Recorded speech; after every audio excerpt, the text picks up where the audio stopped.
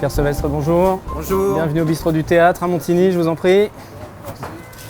Bistrot du Théâtre à Montigny-le-Bretonneux qui nous accueille une nouvelle fois pour le café politique. Nous recevons les différents élus pour parler un petit peu de leur parcours et de leurs engagements. Vous êtes maire de Coignères, vous êtes également vice-président de Saint-Quentin en Yvelines depuis peu.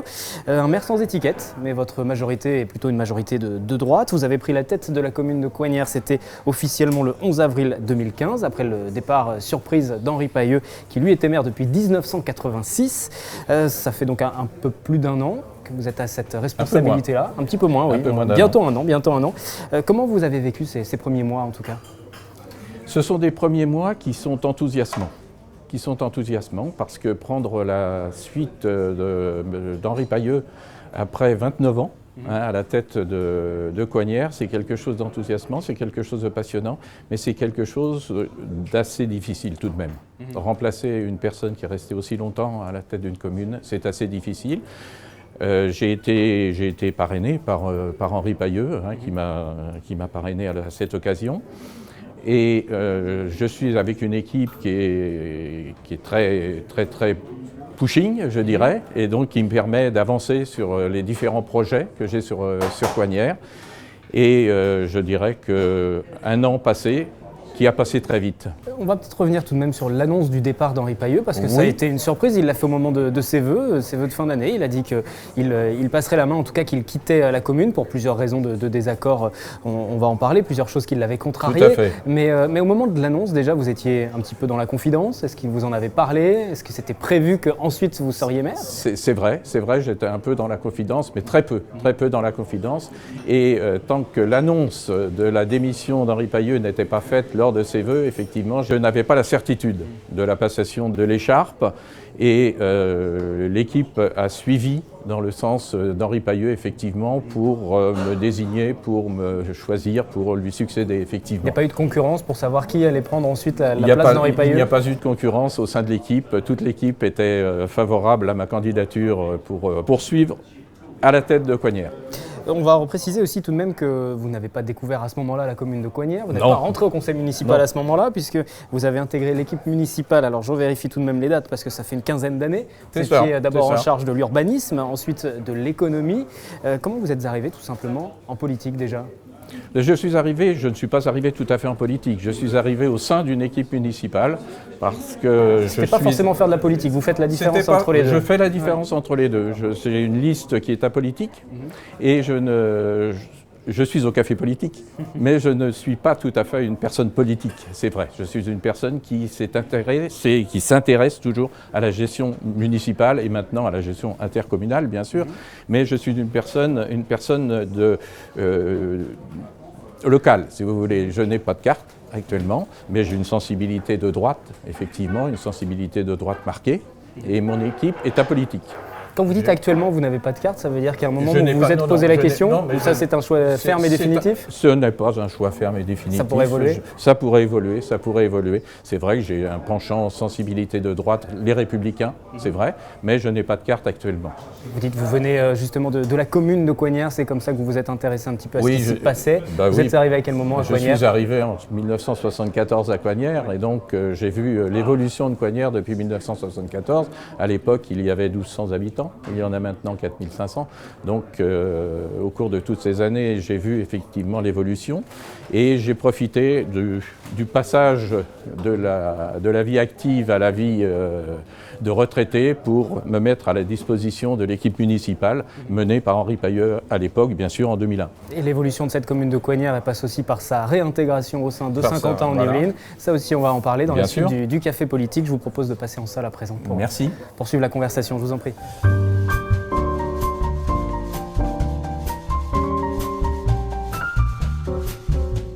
Jean-Pierre Sevestre, on évoquait tout à l'heure votre arrivée à la tête de la commune et le départ d'Henri Pailleux, aussi l'ancien maire, depuis 1986. Depuis 1986, oui. Tout à l'heure. Il l'a dit au moment de son départ qu'il ne quitterait pas complètement la vie politique et pas la vie de la commune non plus. Quelle place il occupe aujourd'hui ? Eh bien, lorsqu'il a annoncé son départ le 31 janvier 2015, il a annoncé effectivement qu'il conservait la vice-présidence au sein de la communauté de communes des Étangs. Vice-présidence chargée, je crois, de développement économique.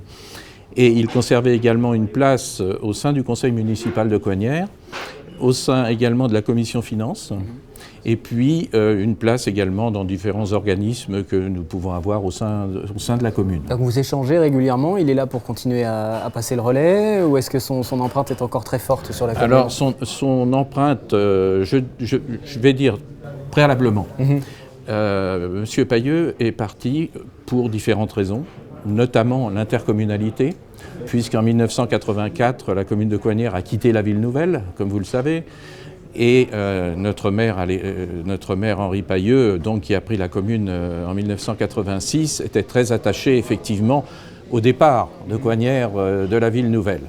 Alors donc effectivement la perspective de réintégrer ce qu'on appelait la Casquie, pas forcément beaucoup plus.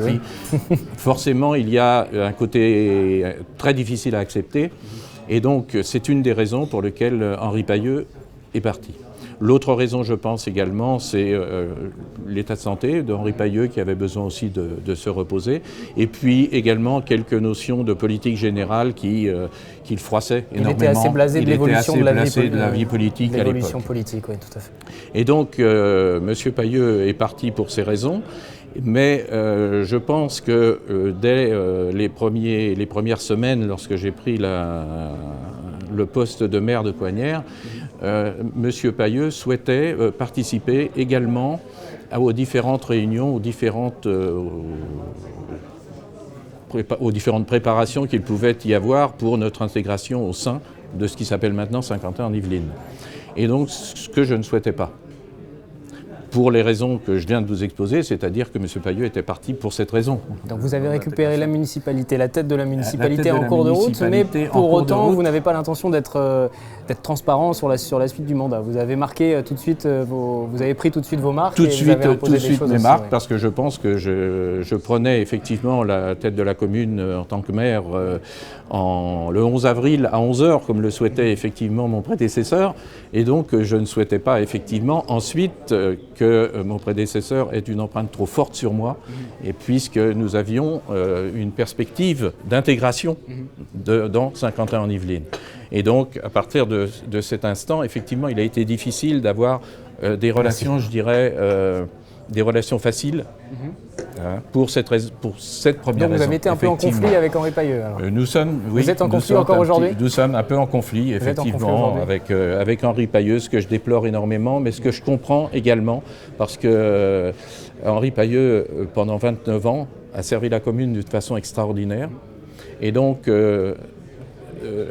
nos relations tendues me contrarient.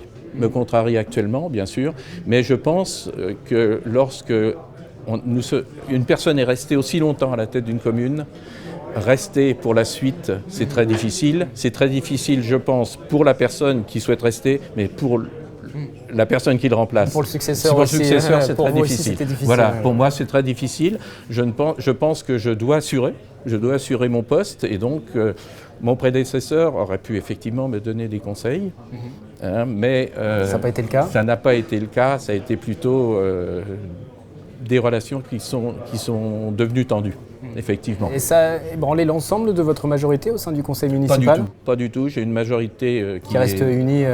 Qui est très unie, très unie. J'ai une majorité qui est très unie, mais je déplore effectivement la situation qui est celle actuelle, parce que effectivement j'ai une opposition. L'opposition habituelle, c'est-à-dire le groupe Coignières pour tous, mais j'ai maintenant une opposition, effectivement, une nouvelle opposition constituée par mon prédécesseur Henri Payeux, ce qui est dommage actuellement, oui. Ça vous pénalise pour travailler sur les dossiers, sur la commune, justement, au-delà du fait d'avoir aussi des conseils, d'être accompagné, mais ça, il y a toute une équipe avec vous. Il y a toute une équipe avec moi, ça. Mais pour avancer sur différents dossiers, ça reste difficile? Non, nous avançons en sérénité, si vous voulez, sur les dossiers. Effectivement, il y a l'intervention d'Henri Payeux en conseil municipal, des interventions, effectivement, sur ce que nous devrions faire, et ça n'est pas toujours ce que nous faisons. Effectivement, Mais et ce qui vous met mal à l'aise, on l'a bien compris. Ce qui me met mal à l'aise, effectivement, mais nous marchons sereinement tout de même. Oui, oui, bien sûr. Sur la question de l'intercommunalité, justement, qui était le point le plus difficile. Le point le plus... Comment vous la vivez-vous, cette réintégration au sein de Saint-Quentin en Yvelines, donc le retour de Coignères à travers cette nouvelle interco? Contrairement donc à mon prédécesseur, et maintenant je vais parler effectivement pour ce qui me concerne. Pour ce qui me concerne, je considère qu'à partir du moment, si vous voulez, où nous avons une loi, des arrêtés préfectoraux qui nous imposent l'intégration dans une nouvelle intercommunalité, je pense qu'il convient de rentrer d'une façon positive dans cette intercommunalité. J'ai une idée de l'intercommunalité qui n'est pas non plus très très positive au départ. Parce que je pense que l'idée est très bonne, mais je pense que nous avons du mal en France à appliquer ce type de choses. Il y a des mutualisations qui devraient être faites et qui sont très difficiles à mettre en place. Et puis il y a bien sûr, et le côté politique également, qui est très difficile aussi à assumer parfois. Et donc l'intercommunalité est quelque chose, le principe est très bon, mais il est difficile à mettre en place et nous le constatons effectivement actuellement au sein de Saint-Quentin-en-Yvelines parce que, comme vous avez pu voir, nous avons un recours effectivement sur la nomination qui a été déposé par des membres de l'opposition pour la nomination du président, des vice-présidents et des conseillers communautaires. Et il y aura une nouvelle élection. Alors, il y aura probablement une nouvelle élection, ce qui n'est pas encore décidé pour l'instant. Je pense que la décision devra arriver rapidement, mais je pense qu'effectivement, il y aura une nouvelle élection rapidement. Et ce qui devrait apporter, je pense, tout de même un peu plus de sérénité au sein de l'équipe maintenant. Coignères, environ 4500 habitants, c'est une commune urbaine. Alors moitié secteur urbain et puis moitié zone rurale, parce qu'on connaît beaucoup de Coignères, toute sa perspective le long de la Nationale 10 avec toutes ces entreprises, commerces qui sont implantés. Mais ce n'est pas uniquement ça, il y a aussi toute une partie rurale. Vous voulez préserver cette partie rurale ? Justement, vous voulez la préserver. Nous voulons conserver au sein de comme vous Saint-Quentin dites, effectivement, je présente souvent Coignères également, moi, comme commune urbaine. Oui, ce sont vos mots comme que j'ai repris. Urbaine, mais nous avons effectivement 45%, je crois, de notre superficie qui est représentée par la zone urbaine de Paris encore. Nous sommes en limite de zone urbaine de Paris. Et puis 55% qui sont représentés par des zones agricoles et puis par des zones boisées, essentiellement propriété d'ailleurs de la maison d'assaut. Et nous voulons conserver effectivement cette notion parce que lorsque vous quittez cette Nationale 10 et vous rentrez dans Coignères pour aborder la place de l'église, de la mairie, là vous rentrez dans un centre de village effectivement et il faut le conserver.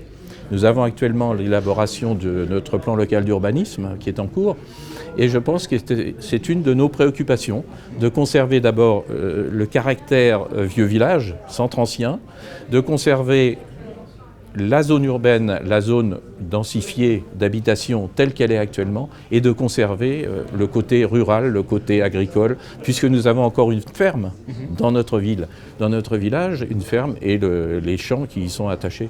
Alors c'est une image qui est presque en opposition avec ce qui est mis en avant aujourd'hui de Saint-Quentin-en-Yvelines, ce côté terre d'innovation, territoire d'excellence pour les entreprises. L'économie est beaucoup mise en avant, c'est la volonté de la nouvelle équipe à la tête de Saint-Quentin-en-Yvelines. C'est vrai, et lorsque nous étions en dehors de Saint-Quentin, il n'y a pas si longtemps que ça, j'avais une image, et j'ai toujours tout de même une image, effectivement, telle que vous l'avez décrite, c'est-à-dire une image de sièges sociaux de grandes entreprises, et ce qui est très bien, de développement économique, avec Thales, avec Safran, avec toutes les grandes entreprises. Mais je pense que l'un ne doit pas empêcher l'autre. Et donc nous avons aussi, au sein de notre communauté d'agglomération de 12 communes, nous avons maintenant des espaces verts, des espaces naturels qui sont à mettre également en évidence, qui sont à apporter à l'image complémentaire de Saint-Quentin-en-Yvelines. Et je pense qu'il y a un projet de territoire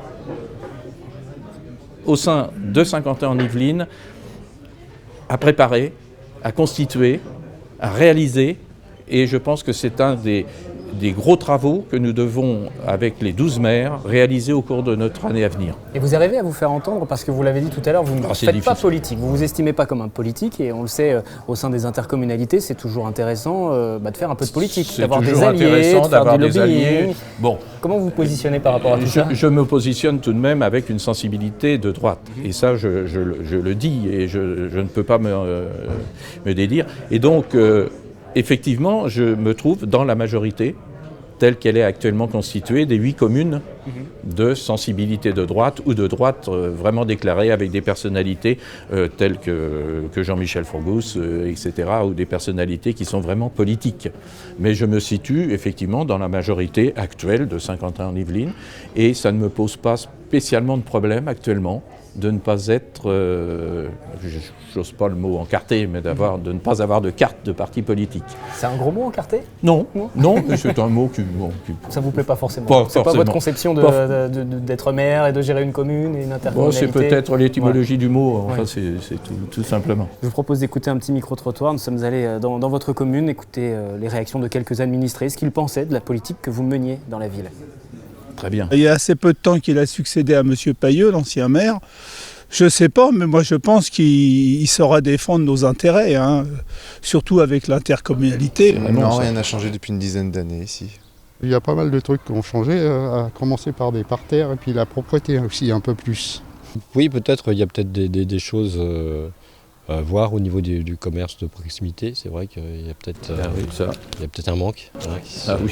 Il a fait beaucoup de choses. Au niveau de sécurité, on est vraiment là, franchement, on est tranquille par rapport à l'installation des caméras et tout. C'est une réponse sur les commerces de proximité. Je vous ai vu acquiescer. Oui, tout à fait. C'est un dossier important? C'est un dossier important. C'est un dossier important dans le cadre de notre plan local d'urbanisme notamment, puisque nous avons un petit centre commercial à proximité de notre résidence des Acacias, centre commercial qui devient désert. Bien sûr, les commerces de proximité à Coignères, il y en a partout. Oui. Mais c'est pas propre à Coignères, toutes les communes ont du mal à garder les hypermarchés sont de proximité à Coignères. Oui. Pour certains habitants, c'est de proximité. Et donc nous avons une priorité au sein de notre plan local d'urbanisme, c'est d'étudier effectivement l'évolution de ce quartier pour remettre en activité ce petit centre commercial qui actuellement peine et qui a du mal qui ne vit plus actuellement, on peut le dire. Au sein de Saint-Quentin-en-Yvelines, vous êtes vice-président en charge du sport. Oui. Pourquoi le sport? Parce que je suis un ancien sportif, sans être de haut niveau. Je n'ai pas fait de performances chronométrées extraordinaires, mais j'ai fait beaucoup de courses à pied, j'ai fait de la marche et j'ai fait beaucoup de vélo. Et donc le sport m'intéresse. Le sport m'intéresse d'abord pour le côté physique du sport, mais il m'intéresse également pour son côté convivialité, pour son côté rapprochement de personnes de milieux différents, et les côtés troisième mi-temps aussi parfois, on peut dire, pour le côté, si vous voulez, le sport c'est quelque chose qui doit apporter un lien. Donc il y a un côté social. Il y a un côté social, Vous auriez pu tout à fait pencher plutôt du côté socialiste pour vos engagements politiques? Un côté plus social? Je ne vois pas le rapport. Non, mais le côté social. Non, mais le côté social, parce qu'à vous écouter, vous parlez du lien, vous parlez de l'importance de garder. Ça n'est pas une exclusivité du Parti socialiste de parler du lien. Non, mais c'est ce qui est mis en avant en général. C'est plutôt quand on oppose schématiquement les deux formations, il y a un côté très économique, il y a un côté plus culture, loisir qui est porté par la gauche. Voilà. Oui. C'est en général cette opposition-là qui se fait. C'est vrai, mais je ne suis pas opposé du tout à la gauche lorsqu'il parle de liens sociaux, etc. Je pense que c'est quelque chose d'indispensable et à l'heure actuelle, je pense que c'est quelque chose qu'il faut absolument prioriser. Absolument, nous sommes dans une période et je voudrais rendre hommage d'ailleurs aux victimes et aux familles des victimes des événements qui se sont déroulés ces jours derniers à Bruxelles. Et à nos amis belges, je pense qu'il faut avoir une pensée. Effectivement, comme eux aussi en novembre dernier ont une pensée pour nous. Comment vous voyez l'évolution justement des rapports au sein de votre commune? Parce qu'on va peut-être s'arrêter sur ça. Vous disiez c'est important de créer du lien, de créer du social. Il y a plusieurs types de populations, de différents milieux qui sont sur Coignères. Comment se fait le lien entre toutes ces populations? Nous essayons de créer un lien entre toutes les populations et nous essayons de créer des événements pour faire ce lien. Nous avons créé d'ailleurs l'an passé la fête des voisins. Nous avons favorisé la fête des voisins au sein de la résidence des Acacias. Je souhaite effectivement que cette fête des voisins soit pérennisée par une association au sein de la résidence, si vous voulez, que des personnes prennent en main pour permettre de pérenniser cela. Mais nous avons aussi, cette année, nous avons la foulée couleur, la foulée sportive qui va être faite au mois de mai. Nous avons encore un moment de convivialité. La fête communale rassemble aussi beaucoup de monde. La fête communale qui se déroule parfois sur 2 jours, parfois sur 1 jour. Nous avons des modifications de programmation. Mais nous avons de nombreux événements, bien sûr le forum des associations qui rassemble également l'ensemble des associations, mais nous avons de nombreux événements qui permettent de créer un lien, mais il faut accentuer ce lien et je pense que je suis très sensible au vivre ensemble parce qu'à notre époque c'est indispensable de créer des liens avec les différentes communautés et je suis très sensible justement à recevoir les différentes communautés qui peuvent être sur Coignères également. Ça peut passer par le sport notamment, ce qui nous ramène à ce mandat de vice-président en charge du sport. À Saint-Quentin en Yvelines, le sport, la politique sportive, c'était d'aider toutes les associations, de favoriser justement l'intégration. Il n'y a pas d'équipe de très haut niveau qui porte les couleurs de Saint-Quentin en Yvelines, au niveau national par exemple. Nous sommes allés faire là aussi un petit micro-trottoir. Nous sommes allés demander aux gens s'ils attendaient justement qu'il y ait une équipe qui représente un peu ce territoire de Saint-Quentin en Yvelines au plus haut niveau. Mais pourquoi pas? Oui. Ça serait une bonne idée. 1000 fois oui. Je voudrais une équipe internationale de cricket. Ou alors, à l'extrême rigueur, du water polo. J'aimerais l'athlétisme, parce que c'est ce qui me plaît le plus. Voilà, c'est le plus vivant. Par exemple, le cyclisme, je pense que c'est un très bon territoire. Non seulement il y a le vélodrome juste à côté, là, et en plus on a tout l'espace qu'on veut ici. Si tout est fait, ce serait bien. Je fais du handball ou du basket. Moi, le hand, après le foot, après le basket. Et du moment qu'il y a le rugby, ouais. Franchement, oui, ça serait intéressant. On pourrait les soutenir comme ça. Une équipe de haut niveau à Saint-Quentin, c'est envisageable? On a un petit peu posé cette question parce que le territoire de Saint-Quentin-en-Yvelines va accueillir en tout cas la Ryder Cup, ce sera en 2018, ça c'est pour le golf, c'est du très haut niveau. Il y a le vélodrome qui est implanté, il y a les différents championnats du monde, championnats d'Europe qui s'y déroulent. Et une équipe de très haut niveau à Saint-Quentin-en-Yvelines, ça fait partie des projets de Saint-Quentin-en-Yvelines aussi? Et écoutez, pourquoi pas? Pourquoi pas, Il avait même été question à un moment que le PSG vienne s'installer sur l'île des loisirs. Oui, sur l'île des loisirs. Ça a été envisagé, mais je pense que ça n'est pas dans les projets vraiment immédiats, installation du PSG sur l'île de loisirs. Mais pourquoi pas une équipe de haut niveau? Je suis vice-président depuis à peine 2 mois et je dois vous dire que je n'ai pas encore étudié tout à fait la possibilité d'une équipe de haut niveau, mais nous avons tout de même au sein des équipes existantes à Saint-Quentin actuelles, nous avons quand même des sportifs de haut niveau tout de même en athlétisme, en tennis de table, dans différentes activités sportives, nous avons quand même des athlètes de haut niveau et c'est ce que nous voulons supporter notamment si vous voulez, dans les contraintes actuelles, les contraintes que vous connaissez au sein d'une communauté d'agglomération actuelle, rester effectivement dans les enveloppes budgétaires, mais faire mieux avec ce qu'on a. Et puis il y a éventuellement le projet de Paris 2024. Bien sûr, il y a le projet de JO 2024. Vous avez cité effectivement le vélodrome et nous avons les championnats d'Europe au mois d'octobre prochain, donc la Ryder Cup en 2018, les JO, pourquoi pas en 2024. En 2024. Et puis il y a également l'Open de France qui va se dérouler également sur le golf national. Donc nous sommes tout de même un territoire de sport de haut niveau. Et ce qui est intéressant. Pour terminer juste cette émission, ce café politique, peut-être quelques réflexions, quelques remarques sur la vie politique plus nationale cette fois-ci, sensibilité plutôt à droite. Quand vous voyez aujourd'hui tous les débats qui se déroulent à droite justement pour désigner un seul candidat au sein d'une primaire qui ressemblerait républicain, éventuellement les centristes, sauf que les centristes maintenant ont décidé de ne plus y aller. Quel regard vous portez là-dessus? Vous pensez que ça peut réconcilier les gens avec la politique, tout ça? Moi, je ne suis pas choqué par le nombre de personnes qui veulent se présenter. Je ne suis pas choqué du tout, parce que chacun doit avoir la possibilité, et c'est une occasion, d'exprimer ses opinions, et je pense notamment à notre député, Jean-Frédéric Poisson, par exemple, qui a l'intention effectivement de se présenter aux primaires, mais qui... Au Parti chrétien-démocrate, voilà, Parti qui est un des alliés des chrétien-démocrate, donc allié des Républicains, qui doit se présenter aux primaires, et je pense que c'est une bonne chose, et je peux le dire pour différents autres candidats, si vous voulez, et c'est l'occasion d'exprimer ses réflexions, ses opinions et des idées également. Maintenant que les centristes ne rejoignent pas les Républicains pour ces primaires, ça ne me choque pas du tout, et je pense que pour moi, ça me semble plus raisonnable.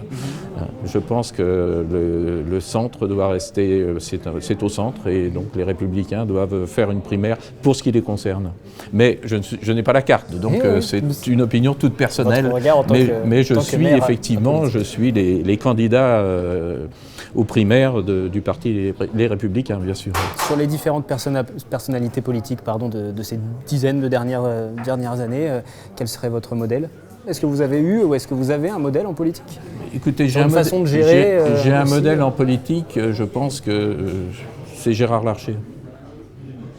Donc sénateur puis ancien maire de Rambouillet, président du Sénat, que j'ai eu l'occasion aussi d'accueillir à mes vœux et qui est toujours un fidèle de Cognères. Et j'ai une admiration pour Gérard Larcher, et vraiment c'est une personne extraordinaire.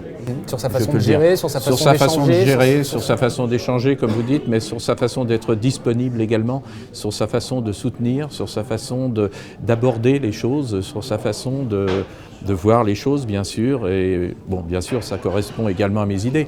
Mais voilà, c'est une personne, oui, c'est un modèle pour moi. Merci Jean-Pierre Sevestre. Merci. Merci à vous. Merci.